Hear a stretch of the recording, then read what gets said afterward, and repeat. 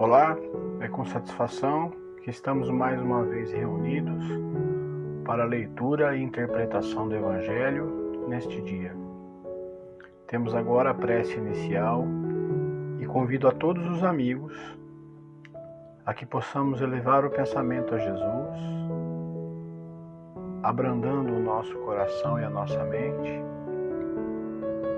rogando ao Mestre amigo a sua luz, para que possamos entender e interpretar as suas palavras do Evangelho e principalmente vivê-las neste momento em que o orbe passa por grandes transformações e grandes dificuldades.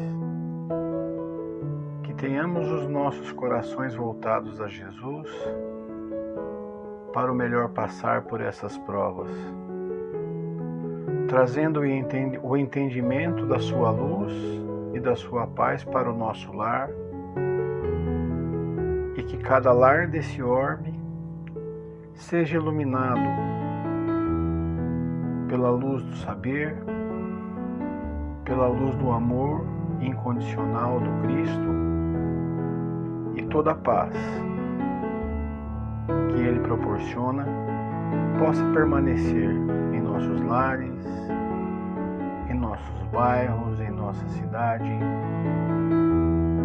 e em nosso país. Tenhamos todos fé e muita gratidão por tudo que nos é feito e agradeçamos sempre ao Mestre Jesus e aos amigos da espiritualidade maior. Seguimos agora com a leitura e interpretação do Evangelho. Olá, meu nome é Cristiane e eu darei continuação com a leitura do Evangelho segundo o Espiritismo, capítulo 12, no item 11, que trata do duelo.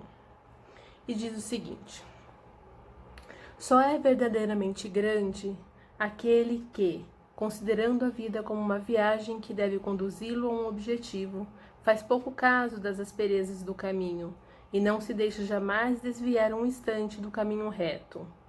O olhar sem cessar dirigido para o objetivo, pouco lhe importa que as sarças e os espinhos da senda lhe ameacem provocar arranhões. Eles os roçam sem atingi-lo e, por isso, não prossegue menos no seu curso. Expor seus dias para se vingar de uma injúria é recuar diante das provas da vida.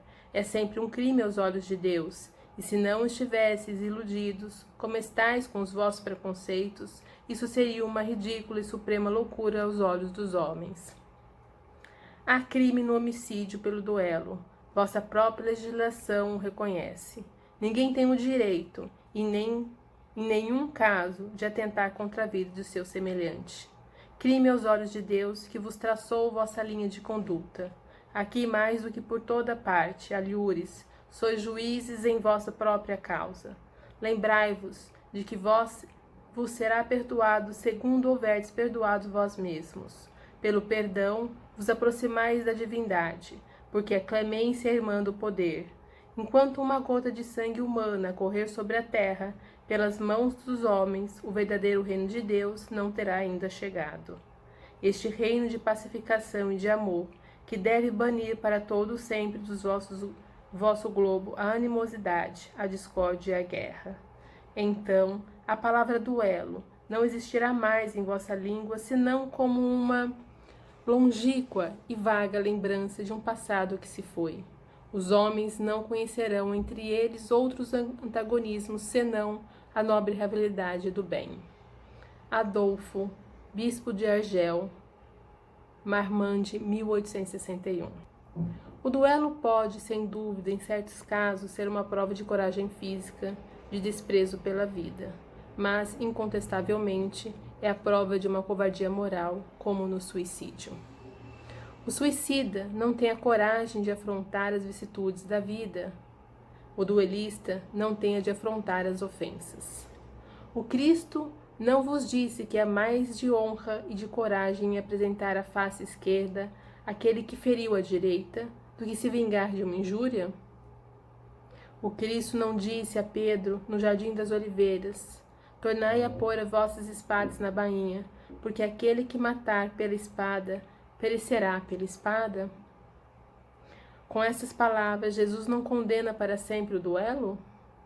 Com efeito, meus filhos, o que é, pois, essa coragem nascida de um temperamento violento, sanguíneo, colérico, bramindo, a primeira ofensa?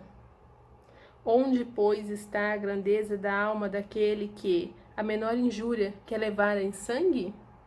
Mas que ele trema, porque sempre no fundo da sua consciência uma voz lhe gritará: Caim, Caim, que fizeste do teu irmão?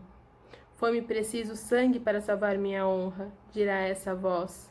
Ela, porém, responderá: Quiseste salvá-la diante dos homens, por alguns instantes que te restam para viver na terra, e não pensaste em salvá-la diante de Deus. Pobre louco, quanto sangue pediria o Cristo, pois, por todos os trajes que recebeu? Não somente o feristes com o espinho e a lança, não somente o pregastes num madeiro infamante, mas ainda, no meio da sua agonia, pôde ele ouvir as zombarias que lhes eram prodigalizadas. Que reparação, depois de tantas ultrajes, vos pediu? O último grito do cordeiro foi uma prece para os seus carrascos. Ó, como ele, perdoai e orai por aqueles que vos ofendem. Amigos, lembrai-vos deste preceito. Amai-vos uns aos outros. E então, ao golpe dado pelo ódio, respondereis com um sorriso, e ao ultraje, pelo perdão. O mundo, sem dúvida, se levantará furioso e vos tratará de covarde. Erguei a cabeça alto e mostrai então que a vossa fronte não temeria também ela se carregar de espinhos, a exemplo do Cristo, mas que vossa mão não quer ser cúmplice de um homicídio que autoriza, supostamente, uma falsa aparência de honra. Que não é senão do orgulho e do amor próprio em vos criando. Deus vos deu o direito de vida e de morte uns sobre os outros? Não, ele não deu esse direito senão à natureza somente, para se reformar e se reconstituir. Mas a vós não permitiu de dispordes de vós mesmos. Como o suicida, o duelista está marcado com sangue quando chegar a Deus.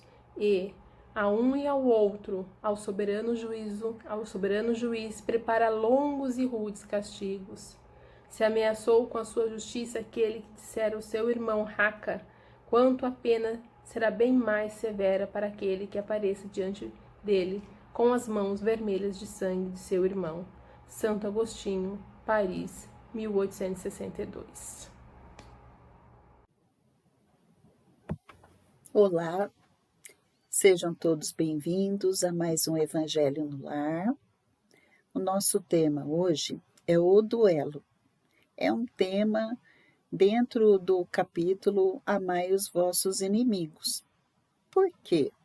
O duelo, até o século passado, ainda tinha leis que o regulamentavam aqui mesmo próximo a nós, no Uruguai em especial e na Argentina também. O duelo nada mais era do que uma luta entre duas pessoas, podia ser com arma de fogo, podia ser com arma branca, ou mesmo sem nenhuma arma. Cada um dos duelistas tinha padrinhos que os assessoravam e havia um juiz para determinar o vencedor.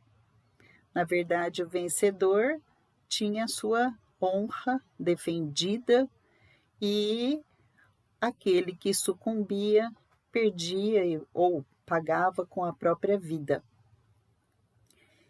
E para nós falarmos sobre esse tipo de duelo é muito estranho, porque isso nos remete a um tempo bárbaro, em que era necessário lavar a honra com sangue.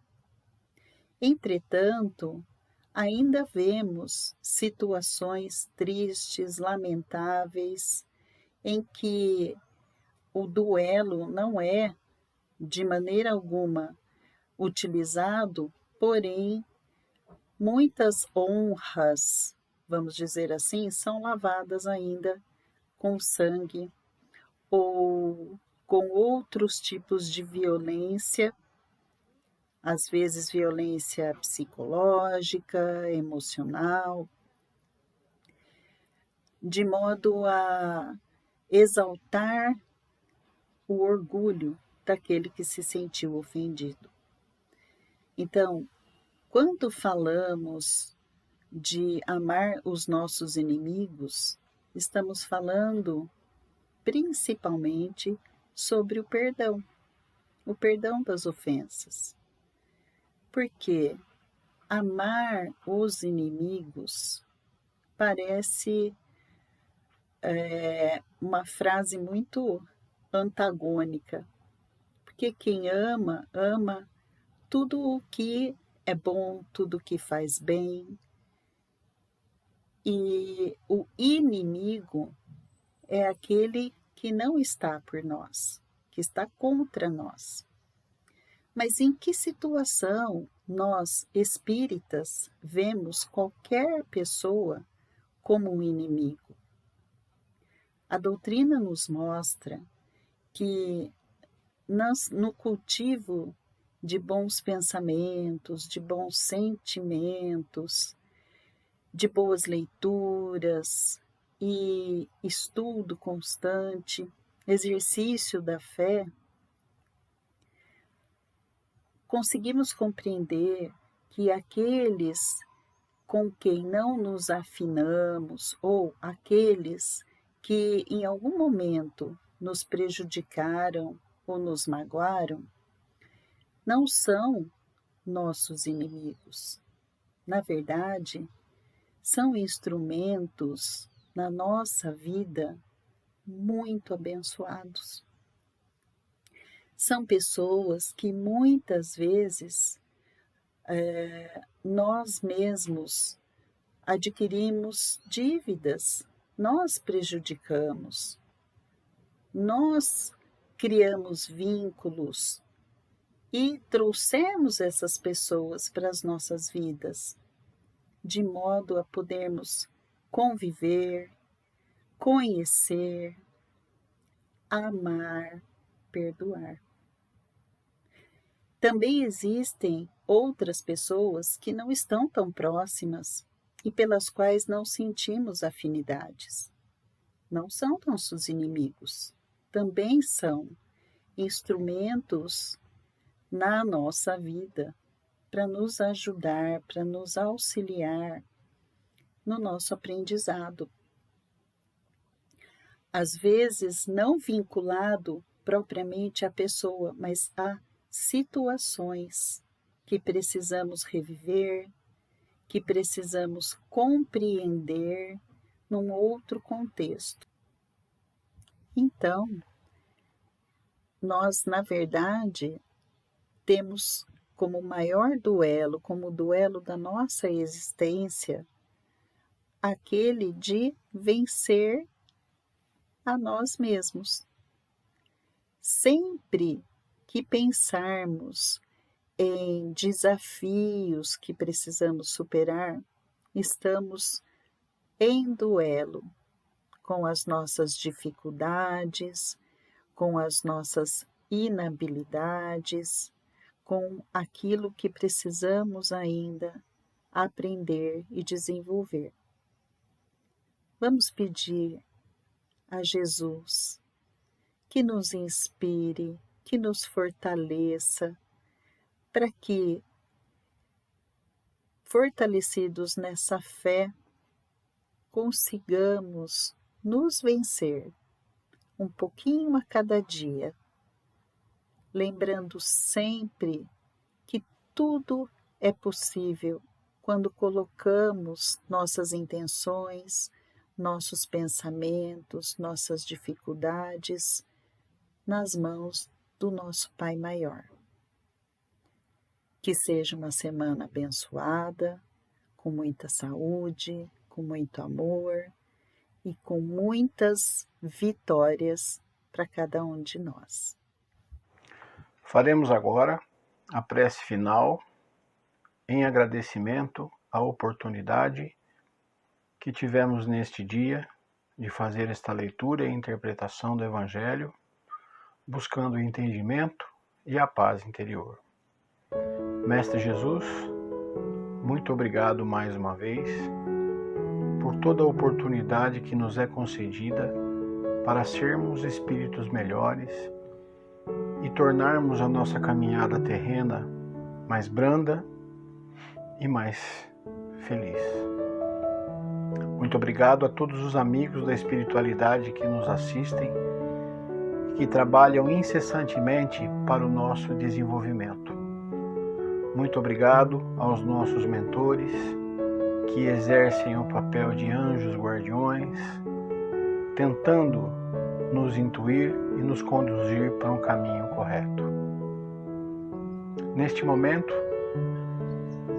externamos de nossos corações as melhores vibrações a todos os irmãos enfermos que se encontram nos hospitais, que necessitam de uma vibração de amor e de carinho. Rogamos por eles que consigam passar por suas provas com o coração voltado a Cristo e que o entendimento desse momento seja feito através do amor e da paz. Vibramos com o coração, emanando paz e consciência aos líderes políticos de todo o mundo, que consigam fazer o melhor, que consigamos interpretar as dificuldades que eles passam, porque também são seres falíveis como nós, e Deus e Jesus os amam da mesma forma. Rogamos ao Pai que tenhamos maturidade espiritual para os enfrentamentos e as dificuldades do nosso porvir. É chegada a hora de sermos maduros espiritualmente, buscarmos na fé raciocinada a força necessária para a continuidade da vida e a melhora deste orbe. A todos os irmãos em penitenciárias que recalcitram no mal, possam receber uma centelha de luz vibrada pelos nossos corações e que desta centelha possa nascer uma nova esperança em sua jornada. A todos os médicos e profissionais da saúde, aos cientistas que trabalham incessantemente para a cura e o bem-estar de todos os seres humanos, possam receber essa luz de gratidão emanada pelo Mestre Jesus e unida de todos os nossos corações. Mais uma vez, Mestre, muito obrigado por tudo que nos oferta e que a sua luz e a sua paz possa permanecer entre nós. Que assim seja.